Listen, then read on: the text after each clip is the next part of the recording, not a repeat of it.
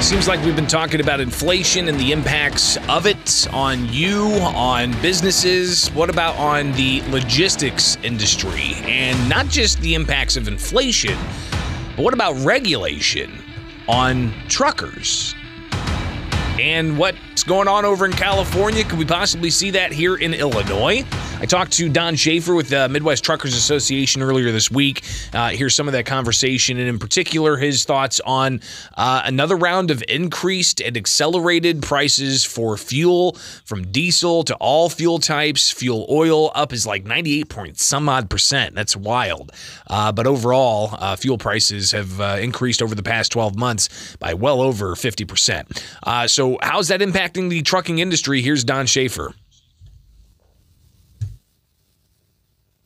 Well, I mean, the impact, obviously, of the fuel it's across the board. I mean, not only does it affect, of course, motorists trying to fill up their tank, it affects truckers who are doing the same thing.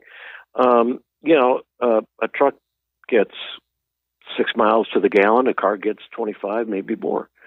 So for the trucker, I mean, it means that every mile he travels, it costs him about $1 a mile. And just to put fuel in the truck.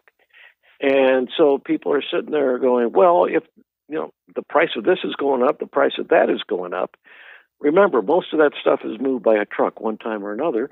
And thus the price is going to be reflected by the increased transportation costs. So this obviously is having an impact on truckers. What about the overall impacts the past 2 years have had on the logistics infrastructure in general, from trucking employment to prices and all of that? Schaefer reacts to some of that. It's kind of funny. The industry has been live and die by, COVID, live and die by every dilemma that's out there. And I think that the scary part is that the industry still needs people. They still need drivers, still need warehouse people, still need the whole logistics frame is still calling for more people. And it's not just in trucking; it's every mode of transportation. They're all experiencing the same problems that trucking is. Getting people to stay and to work and to fill those key levels. The airlines are dealing with it. Staffing's, it's crippling the airline flight schedules. Trucking, we've got trucks parked. We have had trucks parked because there aren't enough drivers to put behind the wheel. Warehouses are the same way. Forklift operators, these types of things.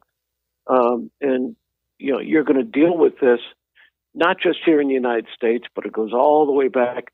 The steamships that are coming in from, China, dealing with the same thing. And that's what's causing the supply chain issues. So Schaefer talks about the fragility of the transportation infrastructure, and we talked also about some of the clean truck programs that some environmentalist groups are talking about, and in particular the Illinois Clean Trucks program. So we talked about that and the impacts of it, and it's just more pressure on the trucking industry, and saying that the technology is not quite there yet to get to the clean truck standards that people are pushing for, and all of these regulations that are coming down the pike as well. And in particular, you may have heard what's going on in California and the concerns that a new California law could impact the logistics industry even more. And Don talks about that from Midwest Truckers, and in particular, he's got a keen sense of what's going on in California and the concerns there are about it coming to roost here in Illinois. California was dealing with a thing that's called AB 5. Basically, California's law, restricted the use of independent contractors in the trucking industry. This was pushed more than anything else because there are an estimated 70,000 owner-operators, one-man operations, one-truck operations that are operating in California. A lot of these deal with intermodal containers. They work on they work on the ports, moving containers. They can be in the construction industries. One-man dump truck operators. These types of things. Illinois has the same independent contractor concept.